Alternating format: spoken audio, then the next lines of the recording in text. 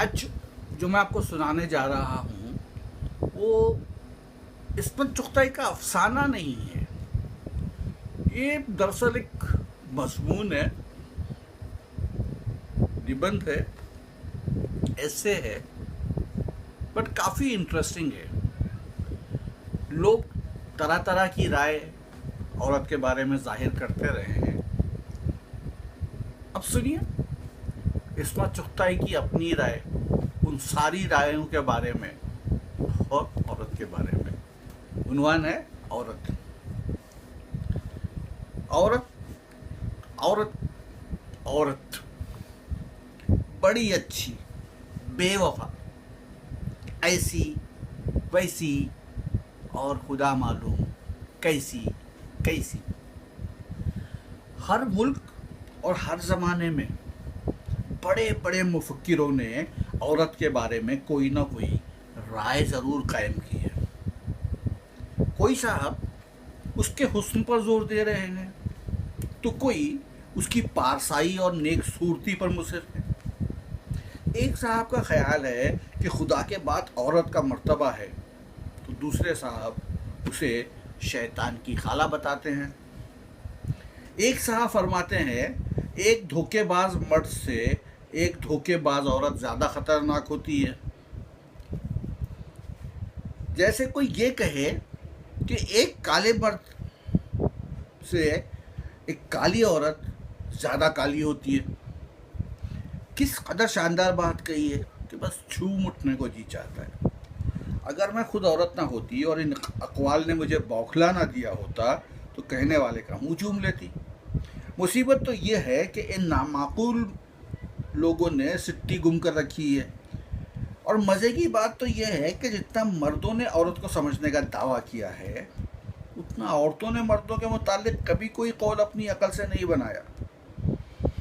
मर्दों ने कहा मर्द जालिम होता है और वो चुपचाप जुल्म सहने लगी। मर्दों ने कहा औरत डरपोक होती है, वो चुहिया तक से डरने लगी। फिर फरमाया वक्त पड़े तो औरत जान पर खेल जाती है, बस फट से जान पर खेल गई। माँ की ममता का सारी दुनिया में ढोल पीटती है, माँ की ममता का सारी दुनिया ढोल पीटती है। बाप की बापता का रोना कोई नहीं रोता। औरत की इज्जत लूट सकती है, मर्द की नहीं लूटती। शायद मर्दों की इज्जत ही नहीं होती जो लूटी खसूटी जाए। औरत के हरामी हलाली बच्चा होता है, मर्द के कुछ नहीं होता। सदियों से औरत के सर ऐसे ऊट पटांग इल्ज़ाम थोप कर मुफक्करीन उसे बौखलाने की कोशिश करते आए हैं। या तो वो उसे आसमान पर चढ़ा देते हैं या कीचड़ में पटक देते हैं, मगर बराबर खड़ा होते उनका दम निकला जाता है।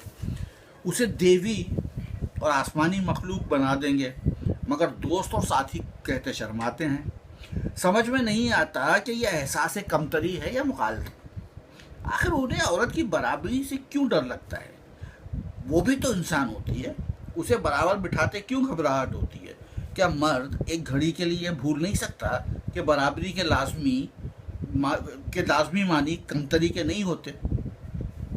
सबको मालूम है कि औरत माँ, बेटी, बीवी और बहन ही बन सकती है, बाप, बेटा, मियाँ और भाई नहीं बन सकती। फिर क्यों बार बार कहते हैं कि वो इसीलिए पैदा हुई है? क्या औरत को इतना भी नहीं मालूम कि वो औरत है जो मुसलसल उसे बताया जा रहा है? या शायद मर्द जानते हैं कि माँ और बीवी बनना लोहे के चने चबाना है, इसलिए औरत के दिमाग में ठोके जाते हैं कि वो बनी सिर्फ इसी मसरफ़ के लिए है, उसे इसी पर फ़ख्र करना चाहिए कि यही मज़े का ओहदा है। उन्हें कोई समझाए कि किस कमबख्त औरत ने कभी इससे इनकार किया है। कौन कह रहा है मर्दों से कि आओ साहब तुम बच्चे जनो और दूध पिलाओ?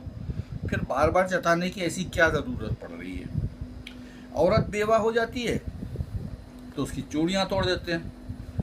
जब मर्द की बीवी मर जाती तो मर्द की घड़ी या ऐनक या हुक्का तोड़ने का कभी किसी को ख्याल नहीं आता। बेवा लिबास में तब्दीली करने पर मजबूर हो जाती है। रंगा दुपट्टा पहने या हाथों में चूड़ियाँ डाल ले तो लोगों के कलेजे फट जाएं। मर्द वही सूट बूट अचकन अंगरखा डाले फिरता है। फिर कैसी बेरहमी है कि दिखावे के भी शौक नहीं मनाता। हालांकि औरतों को जैसे शौहर का गम होता है, मर्द को भी बीवी का गम होता है। बहुत सी और मर्दों को नहीं होता, मगर औरतों को ढोंग रचाना पड़ता है। एक साहब फरमाते हैं, औरत की शान यही है कि दुनिया उससे नाआशना हो। शौहर की मोहब्बत उसका बेशबहा खजाना होता है, और उसका छोटा सा खानदान उसकी दुनिया। क्यों साहब? अगर किसी औरत की शोहरत होती है तो वो आपके हिस्से की शोहरत तो नहीं छीनती। अल्लाह की देन है, इसमें आपको क्यों तकलीफ होती है? क्या छिचोरापन है? औरत औरत हो या मर्द, अगर दुनिया में कुछ कर जाए तो किसकी शान को बट्टा कैसे लग सकता है? मर्द की शोहरत से मर्द की इज्जत नहीं घटती, तो औरत की शोहरत से क्यों कर उसकी बड़ाई को गुण लग जाएगा। बीवी जाहिल कबड़ हो तो कोई मुजायका नहीं, मियाँ बीवी से कम पढ़ा लिखा हो बस अंधेर हो जाएगा। क्योंकि किसी बड़े मुदब्बिर के कॉल पर आँच आ जाती है। डॉक्टर नायडू को जब मिसेस सरोजनी नायडू का शौहर कहा जाता था तो बहुत खिसियाने होते थे। दुनिया की करोड़ों औरतें अपने शौहरों की बीवी बनकर मज़े से रहती हैं, उन्हें एहसास कमतरी नहीं होता। मर्द के कान में पैदा होते ही फूंक दिया जाता है कि वो बरतर है, और उसकी मासूमियत देखिए कि वो वाकई यकीन कर लेता है कि वो दुनिया की लायक तरीन औरत से बुलंद है, सिर्फ इसलिए कि वो मर्द है। फिर जब उसे अपने से ज़्यादा तालीम याफ्ता और अक्लमंद औरत मिलती है तो वो उसे नफरत करता है, क्योंकि उस वक्त वो खुद को धोखा नहीं दे सकता। क्या मेरा बावर्ची सिर्फ इसलिए मैडम क्यूरी से बेहतर हो सकता है कि वो मर्द की नस्ल से है, जिसे आमतौर से औरत से बुलंद समझा गया है? अगर यकीन ना आए तो अपने बावर्ची या धोबी से पूछ लीजिए, वो यही कहेगा कि औरत मर्द की बराबरी नहीं कर सकती। एक और साहब फरमाते हैं, अगर औरत के दिल को चीरा जाए तो उसमें तहम्मुल, सब्र बर्दाश्त, पोशीदा कुर्बानियों और नादीदा खूबियों के सिवा कुछ ना होगा। भाई हद है। मैंने एक मर्द डॉक्टर से पूछा तो वो कहते हैं सब बकवास है। औरत और मर्द के दिल की साख्त बिल्कुल एक जैसी होती है, और उसमें कुछ अल्लम कल्लम चीज़ें नहीं निकलती। लीजिए और सुनिए, वही डॉक्टर साहब कहते हैं, औरत मर्द से ज़्यादा वसीउल क़ल्ब नहीं होती। ये तो तबीयत पर मुनहसर है। तालीम और तरबियत मर्द और औरत पर एक जैसा असर करती है। एक साहब फरमाते हैं, जब बच्चा पहली बार माँ की छाती से दूध पीता है तो ये मसरत के मारे लाल होकर काँपने लगती है। ख़वातीन ने तो फ़ौरन ताड़ लिया होगा कि फरमाने वाले साहब मर्द हैं, और उन्होंने जो कुछ लिखा है सुनी सुनाई बात है। यकीनन उन्होंने खुद कभी किसी बच्चे को दूध नहीं पिलाया और नहीं जानते कि बच्चा पहली बार जब दूध पीता है तो कितनी तकलीफ़ होती है। माँ जो लाल पड़कर काँपी होगी वो कतई मोहब्बत और राहत की लर्जिश नहीं होगी, कर्ब से रंग बदल गया होगा। ये मैं इसलिए कह रही हूँ कि मर्द खामखा उल्टे सीधे मकौले ठोकते रहते हैं, इतना भी नहीं सोचते अब औरतें भी बकौल उनके निरी औरतें नहीं, बहुत कुछ मालूमात हासिल करने लगी हैं। अब इस किस्म के घिसे पिटे जुमलों से झांसे में नहीं आएंगी। सीधी सादी तमीज़ की बात कीजिए, औरतों को औरतों से ज़्यादा समझने का दावा ना कीजिए तो अच्छा है। मुफ्त में पोल खुलेगी। बड़ाई छुटाई के झगड़ों में पढ़कर वक्त बर्बाद करने की आपको फुर्सत कहाँ से मिल गई? जिन्स और रंग और नस्ल का इम्तियाज़ बड़ी तेज़ी से मिट रहा है। दुनिया बड़ी तेज़ी से सनत और हिरफत के मैदान में बढ़ रही है। दिन ब दिन काम करने वालों की मांग बढ़ रही है। हर शोबे में औरतों को हाथ बटाना पड़ रहा है। मगरबी औरत हज़ारों किस्म की घरेलू मशीनों के बावजूद रोज़ी कमाने पर मजबूर है। इसलिए खानादारी के कामों में और बच्चे पालने में मर्द को बराबर की मदद करनी पड़ती है। अगर बीवियाँ रिकाबियाँ धोती है तो मियाँ झाड़ू देता है। बीवी बिछौने लगाती है तो मियाँ बच्चे की दूध की बोतल तैयार करके पिलाता है। दोनों मिलकर नाश्ता और खाना बनाते हैं, बच्चों को तैयार करते हैं, फिर खुद काम पर जाते हैं। जो औरत काम पर नहीं जाती वो खाली बैठ गप्पे नहीं मारती, धुलाई करती है, इस्त्री करती है और घर का सौदा लाती है। वक्त बच जाता है इसलिए पार्ट टाइम भी करती है। उस पर भी ये हाल है कि मुश्किल से पूरा पड़ता है। मगर हमारे यहाँ के मर्द लंबे चौड़े मकौलों के लठ लिए औरतों को हाँके जा रहे हैं। चाहे कितनी तंगी तुर्शी हो, बीवी घर की जीनत बनी बैठी रहे। मियाँ मियाँ चरखा हो जाएंगे मगर नाक सलामत रही। बीवी निस्वानियत का पिटारा संभाले बैठी रही, चाहे बच्चों को फीस ना लाने पर शर्मिंदगी उठानी पड़े। बनिया कर्ज मांग मांग कर मियाँ का नाटका बंद कर दे, मगर चूंकि कोई बड़े मियाँ कह रहे थे कि औरत की दुनिया उसका घर है, तो बस औरतें लकीर की फ़कीर बनी घर का घर करती रहेंगी। सबसे ज़्यादा अक़वाल ज़र्री औरत की पारसाई और पाकीज़गी के बारे में इरशाद होते हैं। फरमाते हैं कि औरत को कुदरत ने जो कुछ इस तरह बनाया है कि वो सिर्फ एक से मोहब्बत करती है और उसी पर कुर्बान हो जाती है। और मर्द की खसलत में तनु है, वो हरदम नई औरत की तरफ राग़िब होता है। क्यों हज़रत, ये इत्तला आपको किसने दी? औरत की खसलत भी आपके मतलब के मुताबिक ढाल ली गई ताकि आप इत्मीनान से खसलत के सर इल्ज़ाम थोप कर यहाँ वहाँ मुँह मारते फिरें और बीवी के पैरों में उसकी बेड़ियाँ डाल दें कि वो खिलाफ कुदरत बात करके पड़ोसी से दीदे न लड़ाने लगे। इस तरह लताफ़त निस्वानी न खो बैठे। और तो और कुदरत को भी मर्द उस साजिश में घसीट लाए। हालांकि ये हरबा कारगर साबित ना हुआ। औरतों ने आँख लड़ाना चाहिए, फिर क्या डर है? मगर कोई उनसे पूछे, आपसे किसने कहा कि औरत सिर्फ एक बार मोहब्बत करती है? ये सब ढकोसले की बातें हैं। ज़माना बदल रहा है और इन मकौलों के रुकने वाला नहीं है। ज़िंदगी की कदरें अच्छे बुरे रुख बदल कर रहेंगी। खुद हम कितना मातम करें, सर धुने, हालात को औरत को घर में सुकून से नहीं बैठने देंगे।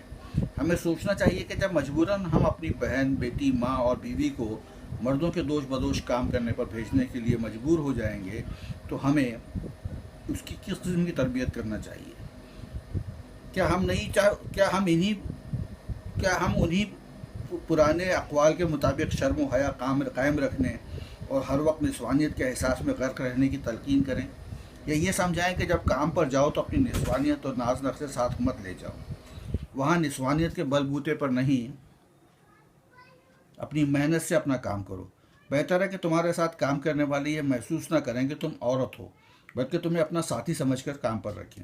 आखिर को वो मर्द हैं, तुम औरत हो। इसे जान कर ना जताओ ताकि तुम दोनों का ज़हनी सुकून कायम रहे और एक दूसरे की तरफ मुतवज्जा होने के बजाय काम की तरफ लगो।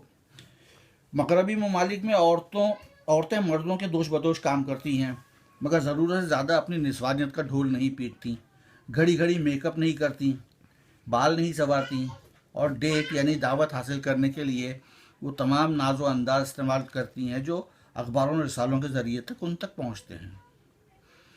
वहाँ के रिसालों में हज़ारों मसनूआत और खुशबुएँ सिर्फ मर्द को फांसने के फंदे जाहिर किए जाते हैं। मैंने रूस में औरतों को हर शोबे में काम करते देखा है। किसी के मुंह पर ना मेकअप था और ना बाल बने हुए थे। ज़्यादातर बिल्कुल मर्दों की तरह वर्दियाँ पहने थीं कि पहचानना मुश्किल था। बिल्कुल मर्द मालूम हो रही थी। मुझे ये बात बड़ी ख़राब मालूम हुई कि ये निस्वानियत का खून हो रहा है। मैंने पूछा तो हमारी साथी ने बताया, हम नहीं चाहते हैं कि यहाँ काम के वक्त कोई निस्वानियत या मर्दानगी का मुजाहरा करे। क्यों? तब तो ये मशीनें बन जाएंगी। तो और अच्छा है। आप क्या मशीन को कोई हकीर चीज़ समझ बैठी हैं?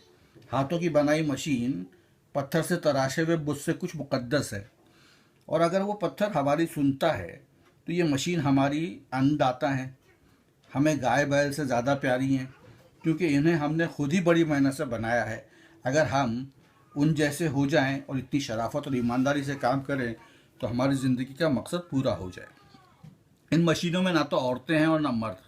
ऐसे ही उनके चलाने वालों की भी कोई जिन्स नहीं, सब मजदूर हैं, सब मशीनें। मगर रात को ज़ियाफ़त के वक्त मैंने देखा उन मशीनों में जान पड़ गई थी और ज़िंदगी और निस्वानियत का हक भरपूर तरीके पर अदा होता था। कारखाने में कहीं लोहा गलाने की मशीन थी, कहीं ढालने की, कहीं माशा था तो कहीं नताशा। एक तरफ पुर्जे ढालने की मशीनें थीं, दूसरी तरफ यूरी था और वीरा थी। मगर बालशॉय थिएटर में यूरी का बाजू नाव्या के कमरे के गिर्द था और नताशा शाओगयूफ के दिल में अपनी नशीली आंखों के तीर उतारने में लगी रही थी। औरत अगर मौका महल देखकर औरतपन दिखाए तो सचता है ये क्या कि कॉलेजों, दफ्तरों और महकमों में निस्वानियत का पोटला समेटे चली जा रही हैं। जब यह मालूम है कि आज नहीं तो कल औरतों को मर्दों के साथ काम करना है, तो हमें ये अक़वाल भुलाकर नए अक़वाल लिखने होंगे। 1, कॉलेज और स्कूल में तुम ना माँ हो, ना बेटी, ना माशूक़ा, सिर्फ तालिब इल्म हो और बाकी प्रोफेसर और दूसरे तुलबा। 2, दफ्तरों में ना तुम मोहब्बत में बावफा हो, ना हो बेवफा, सीधे तेरा काम करो और नखरे भूल जाओ। 3, तुम्हारे गिर्द जो लोग भी बैठे हैं सब इंसान हैं, ना मर्द हैं ना औरतें, अफसर हैं या क्लर्क, ये मेज़ है ये कुर्सी है, और चपरासी तुम ना कमज़ोर हो ना ताकतवर, ना सिनफ़ नाजुक हो ना सिनफ़ करकरख, तुम्हारा वही काम है जिसके लिए तनख्वाह मिलती है। जब तक पेशा ना बदल लो, तुम्हें कुदरत ने इसी मसरफ़ के लिए पैदा किया है। यहाँ शौहर या बीवी फांसने के लिए नहीं आना चाहिए, सिर्फ काम करने आए हो। जिस्मानी या दिमागी ताकत या कमज़ोरी से फ़ायदा ना उठाओ, किसी का नुकसान ना करो। सिर्फ शादी ही तुम्हारी मंजिल नहीं, क्योंकि शादी कर लेना मंजिल पर पहुंचना नहीं, उसे निभाना असल में लंबी सड़क है। मगर गुरुदेव तो कहते हैं, ऐ औरत तू आधी औरत है और आधा ख्वाब। किसी ने उनकी बेगम से राय ली होती तो शायद यही कहती कि अगर गुरुदेव खुद पूरे ख्वाब थे और ख्वाब की हसीन तरीन ताबीर भी। मगर औरतें पैगंबर नहीं होती, औरतें नबी नहीं होती, औरतें मजजूब नहीं होती, तो फिर कोई उठकर कह क्यों नहीं देता कि औरतें नहीं होती।